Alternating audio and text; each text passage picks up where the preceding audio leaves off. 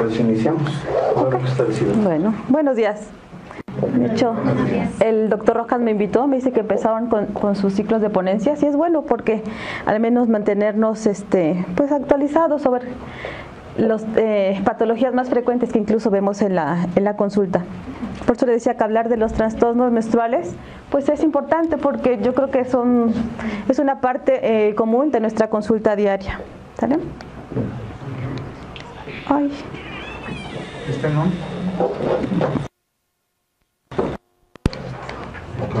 No. Es para acá, para la corte. Ah, chis.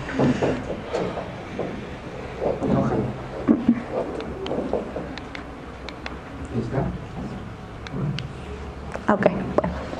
Pues vamos a empezar primero para saber o ver cómo tendríamos que considerar el sangrado de una menstruación normal. Se considera como un sangrado normal durante un ciclo menstrual a 80 mililitros durante la duración del sangrado catamenial. La regularidad, es decir, que tiene que ser la duración no debe ser menor a 2 días y los intervalos que es por arriba de 20 ciclos, digamos.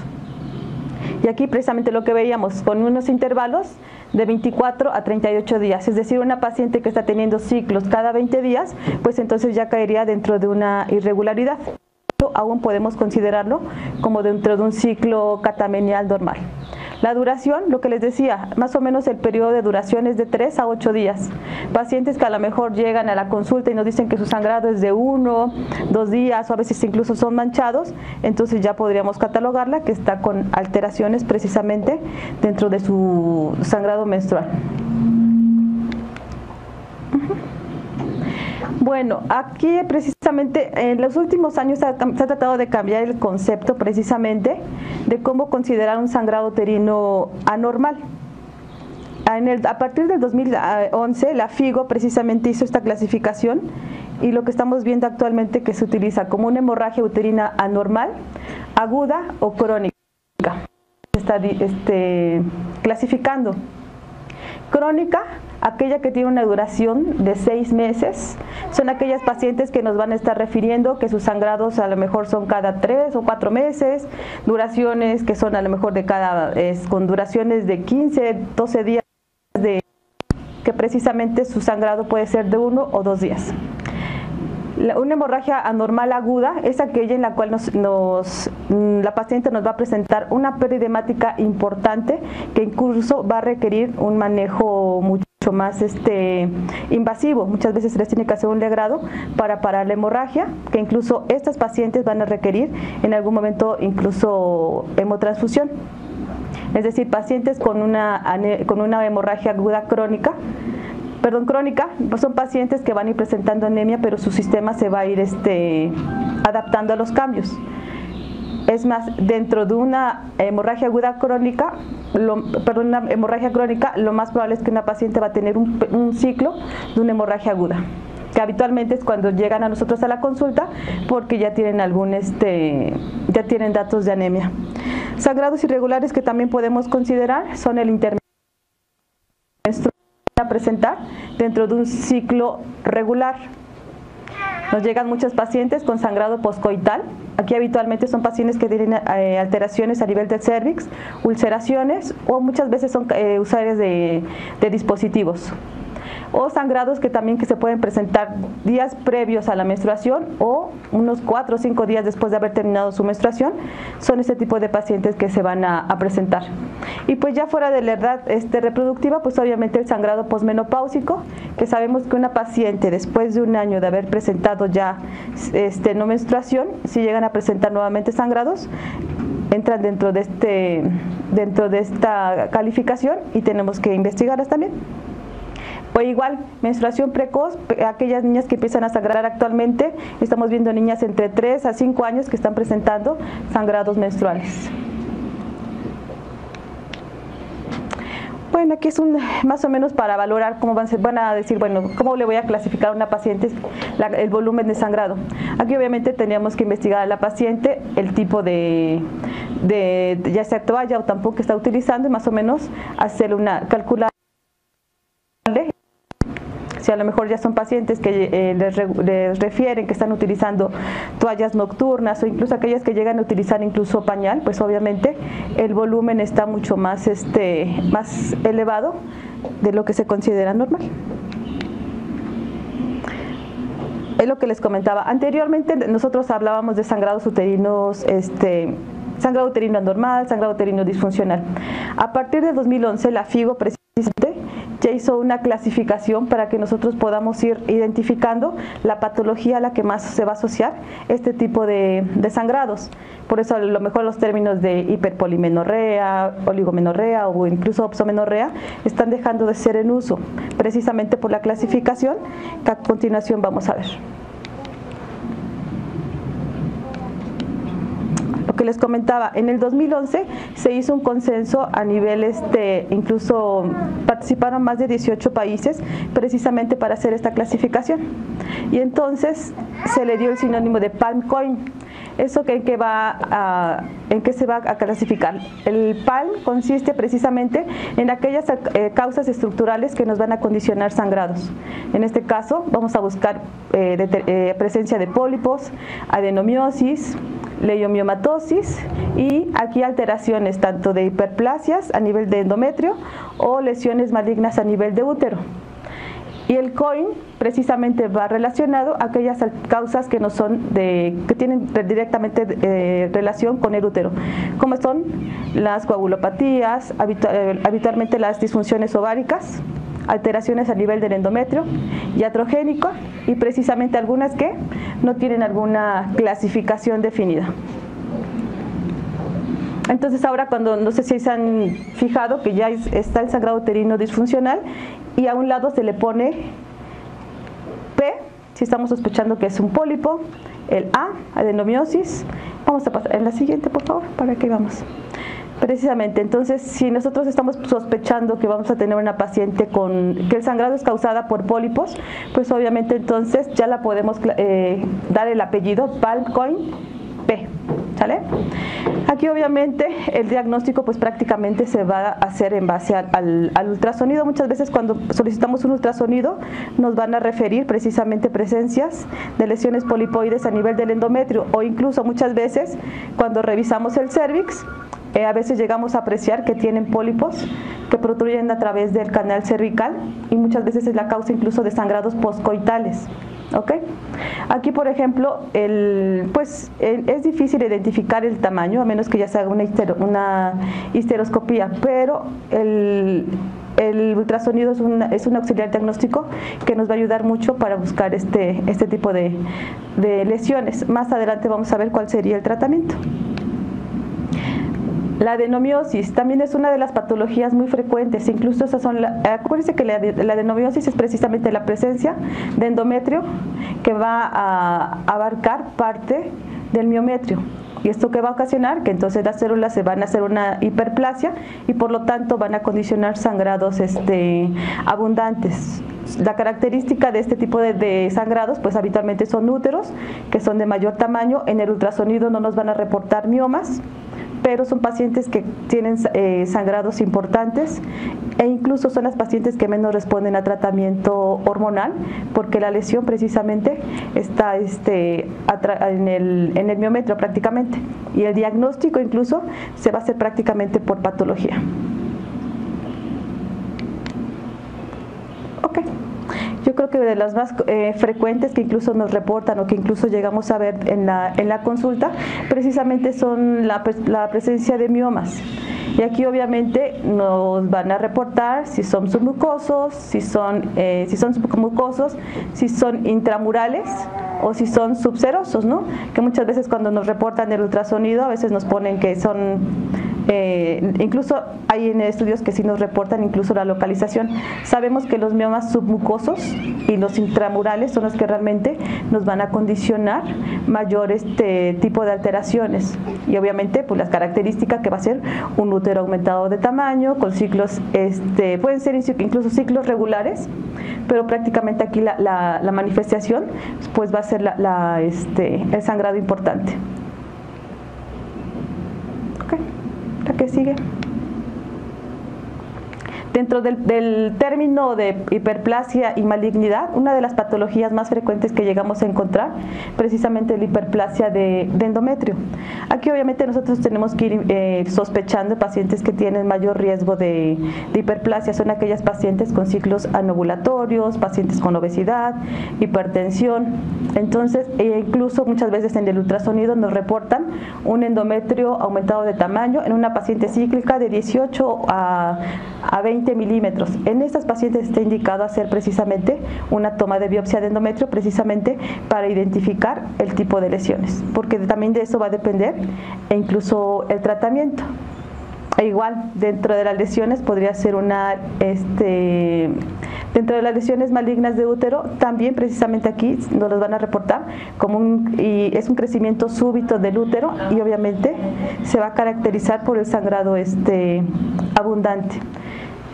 Otra de las lesiones precisamente podría ser a nivel del cáncer, a nivel de cervix, pues lesiones malignas. Actualmente con el uso de la colposcopía se ha disminuido mucho la incidencia de cáncer cervicouterino, porque afortunadamente se están identificando en estadios tempranos, pero yo creo que la patología más frecuente que estamos viendo es la hiperplasia de endometrio. Y actualmente se está presentando también en pacientes muy jóvenes. Estamos viendo adenocarcinomas a los 25, 30 años. Esas son dentro de las patologías que traían dentro del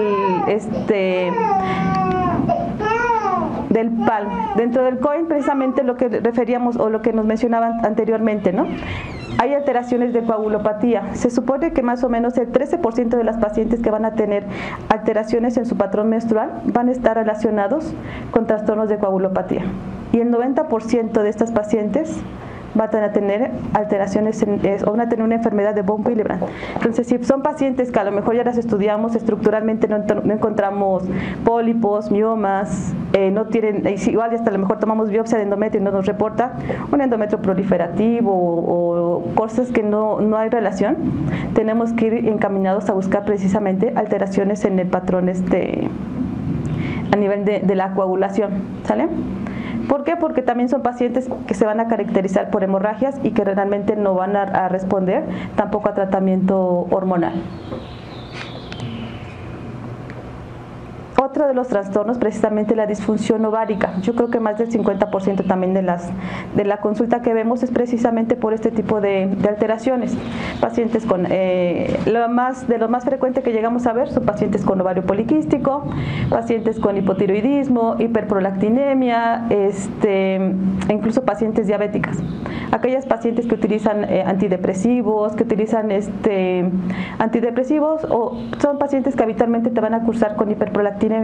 Entonces obviamente van a caer en amenorrea, muchas veces pueden tener incluso atrofia del endometrio o muchas veces pueden hacer también hiperplasia de endometrio. Entonces siempre teniendo que ir enfocado a ver qué tipo de lesiones o más bien antecedentes, sobre todo en ellas es muy importante, ¿no? Muchas veces estas pacientes nos llegan por problemas de infertilidad, entonces que habitualmente después de más de 1 o 2 años que ya están con una vida sexual activa, no se embarazan y entonces son cuando nos llegan habitualmente a la consulta. Y lo más característico en este tipo de pacientes, pues obviamente es amenorrea, ¿vale? Dentro de estas alteraciones a nivel del endometrio, habitualmente son pacientes mucho más jóvenes. Son aquellas niñas que a lo mejor empiezan a menstruar entre los 12, 13 años y que de repente la principal consulta que nos llegan son pacientes por dismenorrea y sangrados abundantes. Entonces sabemos que no podemos o no está indicado manejar hormonales en este tipo de pacientes. Y habitualmente cuando hay alteraciones a nivel del endometrio va a ser precisamente en cuanto a la producción va a haber un incremento en la producción de prostaglandina E2 y una disminución en la prostaglandina 1, que precisamente lo que nos van a favorecer es que van a alisar mucho más rápido los coágulos y eso van a ocasionar precisamente que las pacientes estén cursando con sangrados mucho más abundantes y lo característico en estas, ¿no?, que es la dismenorrea. Entonces actualmente, por ejemplo, en estas pacientes podemos utilizar el Listeda, que les corrige el trastorno a nivel del endometrio, no es un hormonal y de hecho en este tipo de pacientes que son menores de 15 años, incluso está recomendado. encuentra también actualmente ya un patrón iatrogénico, ¿sale? Son aquellas pacientes que nos van a llegar con sangrados uterinos. Habitualmente se va a deber tanto a uso de dispositivos. Actualmente tenemos ya en el mercado usos con levonorgestrel. Tenemos el Mirena, que es a lo mejor el más común, está Yaides, está Cailena, que les disminuyeron incluso las dosis de levonorgestrel precisamente para disminuir este tipo de trastornos. Habitualmente las pacientes que tenemos con este tipo de métodos son pacientes que van a llegar al consultorio. A ellas les tenemos que explicar que después de la inserción del dispositivo los primeros 3 a 4 meses van a estar con sangrados escasos, pero hay muchas pacientes que después de ese tiempo continúan con manchados intermenstruales. Entonces a veces tenemos que ver que desde que esté bien colocado, o incluso si son pacientes que les ocasionan ya trastornos importantes, retirarlo. Otro dispositivo también precisamente es el de cobre, ¿no? Que eso nos van a condicionar precisamente endometritis. Entonces son pacientes que nos llegan, que están con sangrados intermitentes, dolor. En ellas también lo que tenemos que hacer es prácticamente retirar en el de cobre, sí, definitivamente retirar el dispositivo, dar algún medicamento antiinflamatorio y precisamente iba a mejorar incluso los ciclos. Ya lo vamos a ver más adelante. Otro tipo de métodos que estamos utilizando, por ejemplo, son las medroxiprogesteronas de depósito, tanto el Provera, que obviamente también nos van a ocasionar atrofia del endometrio, y eso también nos va a ocasionar de repente el famoso spotting, que muchas veces la paciente llega, ¿por qué estoy sangrando? Y está la duda que si se embarazaron o qué fue lo que pasó, ¿no? Uno de las patologías no clasificables habitualmente se refiere que van a arteriovenosas que van a condicionar precisamente que las pacientes continúen con sangrado aún sin una causa específica, y son pacientes que obviamente si no le encontramos una causa aparente, pues obviamente las vamos a contemplar dentro de este rubro. Entonces, por eso lo que les decía, actualmente se dio esta nueva esta clasificación precisamente para ir enfocando el tipo de patología y en base a eso precisamente decidir el tratamiento que vamos a utilizar. Bueno, dentro de los protocolos de diagnóstico, pues obviamente va a ser un ultrasonido precisamente que le vamos a solicitar a nuestra paciente. Aquí obviamente lo que vamos a buscar, las características, el útero, las dimensiones del útero, y lo vamos a complementar obviamente con la exploración. Vamos a ver si se detectan masas palpables, tanto a nivel uterino o incluso puede ser a nivel de ovario. O muchas veces se vuelve a solicitar, lo que les comentaba, hay patologías, por ejemplo en este caso en las que son a nivel del endometrio, que el ultrasonido realmente no nos va a determinar, no nos va a reportar miomas, en este caso pólipos, o incluso el endometrio no nos va a reportar de tamaño normal. Y son pacientes que a pesar de que les damos hormonales, estas no nos van a responder. Entonces aquí el ácido, el Listeda es una muy buena opción. Dentro de los resultados dentro de los estudios de laboratorio, pues obviamente lo ideal es tomar una biometría hemática, porque realmente aquí es lo que nos va a reflejar la pérdida sanguínea que hemos estado teniendo de acuerdo a la duración del trastorno que tenga nuestra paciente. Lo que les decíamos, cuando hay alteraciones de la coagulación, también ser muy inquisitivos en buscar este tipo de alteraciones. Dentro, obviamente, lo primero también en una paciente que está en edad reproductiva y con este tipo de alteraciones menstruales, lo primero a descartar precisamente es un embarazo. ¿Okay?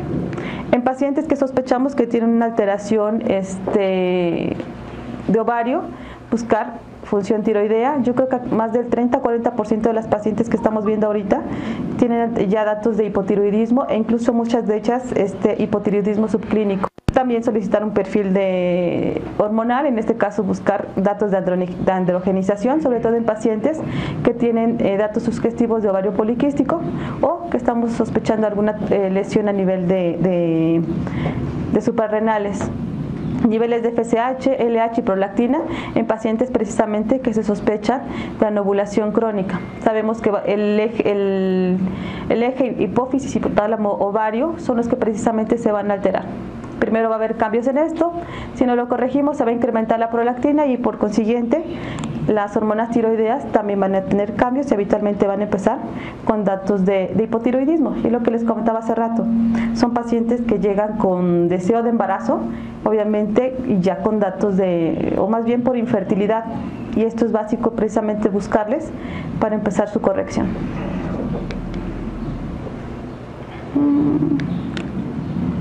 Dentro del tratamiento,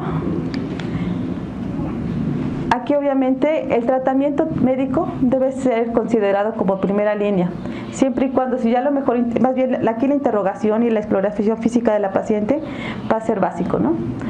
Lo que les comentaba, lo primero es iniciar antiinflamatorios no esteroideos, porque van a responder adecuadamente con nuestras pacientes. Lo que les decía, pacientes que son portadoras de DIU, de cobre, retiramos el dispositivo, damos tratamiento con antiinflamatorios no esteroideos por 2 o 3 ciclos, y habitualmente la paciente a partir del segundo ciclo tienden a tener ya ciclos mucho más regulares, sin dolor, y con eso a veces es suficiente. Anticonceptivos orales en pacientes, aquellas que ya iniciamos a lo mejor AINES, si no responden o sospechamos que tienen alguna patología, por ejemplo, aquellas pacientes con alteración de ovario, El danazol era muy buena opción, pero actualmente, de hecho ya tiene como más de 2 años que no existe en el mercado también. En lo que les comentaba, el manejo con antiinflamatorios no esteroideos se recomienda de 3 a 5 días previos al inicio del ciclo, e incluso continuarlo a veces 2 días después de que inicie el periodo menstrual. Se lo vuelves a repetir, te digo, de 2 a 3 ciclos, y muchas veces de las pacientes sin necesidad incluso de manejarles hormonales. Pacientes que, sobre todo les digo, tanto las que son portadoras tanto más de nada de dispositivos, tanto medicados y el de cobre, les retiramos, damos tratamiento antiinflamatorio. En algunas ocasiones a lo mejor sí manejar algún antibiótico, sobre todo aquellas pacientes que están cursando con una enfermedad pélvica, damos seguimiento nada más del patrón menstrual, y muchas veces ese es el tratamiento con ellas, no hay más que hacer. En pacientes precisamente que tengamos alteraciones tanto a nivel aquellas pacientes que están con alteraciones a nivel de anovulación, y sobre todo en aquellas que están buscando precisamente un embarazo, pues podemos utilizar el uso de progestinas o incluso actualmente progesteronas micronizadas. Aquí precisamente las dosis pueden ser de 2 a 10 miligramos dependiendo del medicamento. La clormarinona tiene como 2 meses que regresó nuevamente al mercado, entonces esa presentación viene de 2 miligramos, e incluso la medroxiprogesterona y de 5 y 10 miligramos. ¿Cuándo lo vamos a iniciar? A partir del día 14 del ciclo, durante 10 días. ¿Sale? Igual, durante 3 ciclos nosotros tenemos que ir vigilando el periodo menstrual, sea muy cuidadosa, porque muchas veces les preguntamos y no se acuerdan ni cuándo empezaron ni cuándo terminaron. Y sobre todo en pacientes precisamente que tienen deseo de embarazo, con ellas sí hacerles mucho hincapié que lleven un calendario menstrual, precisamente porque eso es lo que nos va a hacer qué respuesta estamos teniendo con ellas. Muchas veces en algunas pacientes nada más iniciamos progesterona, regulamos ciclo, y muchas veces incluso se llegan a embarazar al segundo mes de iniciar el tratamiento. Entonces también hacerles mucho hincapié que si están utilizando alguna ya sea progesterona o alguna progestina, y si no menstrua, definitivamente en ella lo primero que tenemos que hacer es descartar un embarazo si es que no se presentó su menstruación en el siguiente ciclo. ¿Sale? Por ejemplo, en aquellas pacientes, actualmente los dispositivos con levonorgestrel los estamos utilizando en pacientes que tienen alteraciones miomatosis como tratamiento alternativo a cirugía. Tenemos que revisar el dispositivo al mes de la inserción y posteriormente cada 6 meses. En ellas, igual lo que les comentaba, hay que hacer mucho hincapié que más o menos el sangrado se va a presentar entre 40 a 60 días después de haber colocado el dispositivo, porque muchas veces se los colocan y a lo mejor a los 10 días les están hablando que continúan con el manchado. Entonces, hacerlas consciente que van a estar con ese manchadito y que al cabo de 2 meses prácticamente van a desaparecer. El Mirena obviamente las va a llevar a menorrea en más del 80% de los casos, tanto con Yaides o con Cailena, son pacientes que van a continuar cíclicas, pero el sangrado prácticamente se va a reducir a un goteo. A lo mejor ni siquiera tienen que utilizar toalla, nada más con un pantiprotector es suficiente, y a lo mejor es así más enfocado en pacientes jóvenes. Ya un Mirena, una mujer de más de 35 o 40 años que no tienen ya a lo mejor tanto deseo de embarazo, y en las otras sí, porque están con la duda de que si están embarazadas o no. Igual lo que les comentaba, alteraciones a nivel del endometrio, en pacientes menores de 15 cursar con este tipo de trastorno, pues sí, definitivamente utilizar Listeda, le responde muy bien. Por 3 días, los primeros 5 días del ciclo, por 3 ciclos continuos. Y son pacientes que van a responder adecuadamente y sin necesidad incluso de manejar tratamiento hormonal. El tratamiento quirúrgico pues obviamente va enfocado precisamente a aquellas pacientes en las cuales ha habido falla en el tratamiento médico, pacientes que a lo mejor tienen contraindicado incluso el uso de hormonales, pacientes que están ya con anemia, que a lo mejor nos cuesta un poquitito para recuperarlas, o incluso pacientes que a lo mejor ya están fastidiadas de estar con sangrados tan abundantes que incluso llegan pidiendo que ya te hagan histerectomía. Ablaciones que a lo mejor no desean perder el útero, pero obviamente sin nada más atrofiar, o pacientes que tienen incluso contraindicación o tienen un riesgo quirúrgico elevado también son candidatas precisamente a una ablación endometrial. Otro tratamiento quirúrgico, por ejemplo, para los pólipos, es una histeroscopía y con resección del pólipo. A veces incluso se llegan a hacer varios, no nada más es uno, y es un buen método, nos sirve tanto método de diagnóstico y tratamiento. Y muchas veces son pacientes que aún no tienen paridad satisfecha, entonces pues es una forma de preservar el útero, se quitan los pólipos y ya se da el tratamiento complementario. Aquí pues prácticamente es un algoritmo. Vamos a ver si tienen el tipo de hemorragia que tienen. Obviamente lo primero, descartar precisamente que haya embarazo o no. Y ya lo que les decía, en cuanto a la exploración física, nosotros nos vamos a ir enfocando qué tipo de patología realmente es la que tiene nuestra paciente. Que muchas más del 50% de los casos a veces ni siquiera merita tratamiento hormonal. Pero pues a veces decimos, pues está sangrando y lo que queremos es parar el sangrado en ese momento, les manejamos hormonales y a veces en lugar de ayudarles, hacemos que incluso el sangrado persista por más tiempo. Lo que les decía, pacientes con sangrado posmenopáusico, pues lo ideal es definitivamente tomar una biopsia de endometrio porque de eso va a partir o va a derivar más bien mucho el tratamiento a realizar.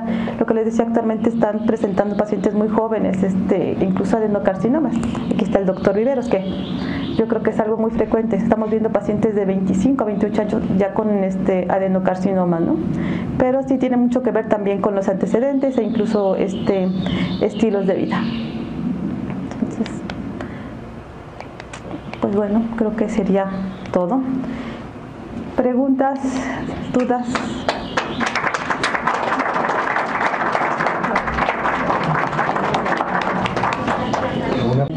Es un instrumento con el que prácticamente es como si es quemar prácticamente el endometrio para que precisamente ya no vuelva a proliferar. Pacientes a lo mejor con obesidades importantes que tienen riesgo quirúrgico mayor, el someterles a un procedimiento, una histerectomía, pues obviamente les incrementa el riesgo. Y entonces lo que hace es quemas el endometrio, precisamente para que ya no vuelva a proliferar.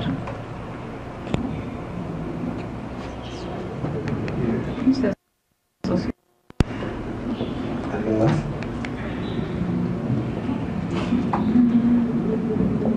En caso de la prolactina, tenemos problemas con la prolactina alta. Obviamente sí, los valores normales son por arriba más bien los normales hasta 25, en algunos laboratorios hasta 29. E incluso en pacientes que estamos buscando fertilidad, lo ideal es que la prolactina la tengan por abajo de 15. Entonces, pacientes que tienen problemas de hiperprolactinemia, pues obviamente son pacientes que van a dejar de menstruar y te van a llegar por amenorrea. Habitualmente hay retención de líquido, lo característico es que llegan a tener edema. Y si tienen la prolactina alta, van muy de la mano también con la función tiroidea. Hay que pedir T3, TSH, que sería lo básico. E igual, actualmente si están buscando pacientes con fertilidad, su TSH tiene que estar por abajo de 2. Se maneja que es de 1.7 hasta 5, creo, 4 y cacho. Pero para buscar fertilidad la tienes que manejar por abajo de 2.5. Para que si investigas, más del 50% van a tener datos de un hipotiroidismo subclínico. ¿Alguien más? Entonces, pues igual, la paciente a veces nada más con el simple hecho de que le corrija la prolactina, empiezas con cabergolina, y en ella sí y les ha pasado pacientes que les bajas por prolactina, siguen teniendo su vida sexual sin protección y resulta que se dan cuenta a los 2 o 3 meses que ya están embarazadas. Entonces igual hacerle mucho hincapié. Si son pacientes que no tienen deseo de embarazo, sí orientarlas, que utilizar algún método de barrera mínimo para que no se vayan a embarazar, si es que su prioridad no es embarazo. Pero muchas te llegan por eso, porque no se embarazan.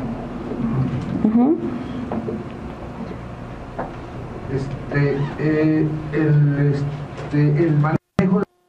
Sí, es lo que te decía, por ejemplo, las progestinas, el Lutoral, Provera, se recomiendan, dependiendo de, las dosis son de 2 hasta 5 miligramos, del día 14 al día 25 del ciclo. A lo mejor 10 miligramos en una paciente ya de más de 30 años. 2 miligramos en unas pacientes a lo mejor jóvenes que igual tienen ciclos irregulares y manejar 2 miligramos diarios por 10 días del día 14 al día 25 del ciclo. Eso va a hacer que sangren al mes y en ellas les tienes que hacer mucho hincapié que igual tengan bien su calendario menstrual para ir valorando realmente cómo nos va respondiendo el tratamiento. Incluso por ejemplo, ahorita están las progesteronas micronizadas, Gelutin, todos esos también nos sirven. En ellas a veces con 100 miligramos se quedan cortos, a veces hay que manejarles 200 para que tengas buena respuesta y que continúen cíclicas. A veces les dices, es que les manejo 100 y de todos modos no menstruaron. En ellas a veces hay que incrementarle las dosis. Con este tipo de progesteronas sí te van a referir mucho más sueño, a lo mejor un poquito de hipotensión incluso, en comparación al Lutoral o al Provera. Hay otro, el Dufastón, que también viene de 10 miligramos y también lo manejas del día 14 al 25 del ciclo por 10 días. A veces con 3 ciclos continuos es suficiente. Pero si no les investigas y a lo mejor es una paciente que tiene trastornos de tiroides o trastornos de prolactina, tú les retiras otra vez la progesterona y vuelven a caer en amenorrea posteriormente. Una pregunta más. ¿Quién más? Silvia. En caso de adenomiosis, el paciente, digamos, de 26, 27 años, ¿es necesario histerectomía? De hecho, la principal causa de adenomiosis precisamente son los antecedentes de cesárea, que muchas veces al momento de cerrar la histerectomía, precisamente el endometrio se infiltra en el músculo. Si a lo mejor ya tiene una paridad satisfecha, sí sería más candidata a una histerectomía. De todos modos, son pacientes que van a responder muy vagamente al manejo hormonal, porque el trastorno está precisamente dentro del miometrio. Entonces, son pacientes que a corto plazo le van a terminar en histerectomía, sobre todo porque son pacientes que van a caer en anemia muy frecuente. Y obviamente, les digo, son sangrados profusos y que no le van a responder ni a hormonales o otro tipo de medicamentos. Y lo característico, igual cuando entramos a la histerectomía, pues son úteros grandes, la consistencia es muy blanda y estructuralmente no se le ve otro tipo de miomas o cosas.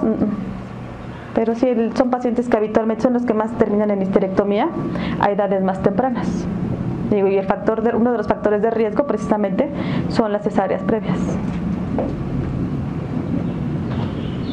Doctora, una paciente con hematosis uterina y que reciba sangrados continuos y ya ocupó el Lutoral o el Provera, ¿se puede hacer terapia combinada o definitivamente ya pasarlo al quirúrgico?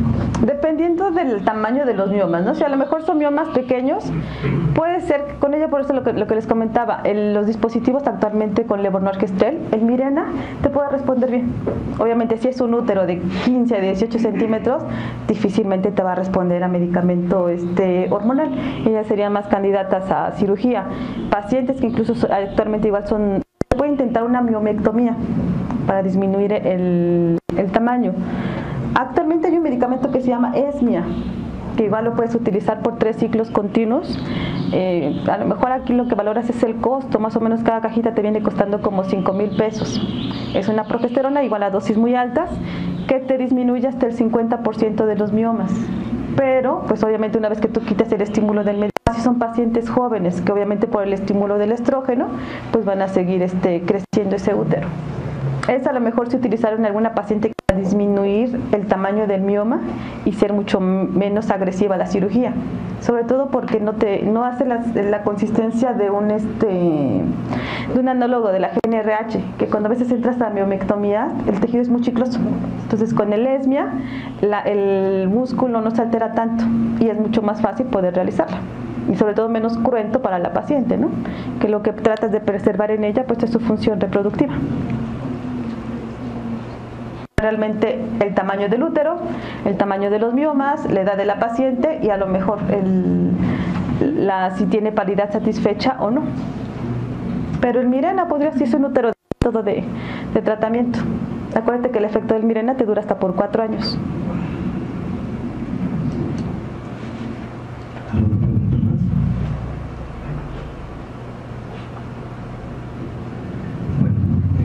Pues entonces les pido un fuerte aplauso para nuestro ponente.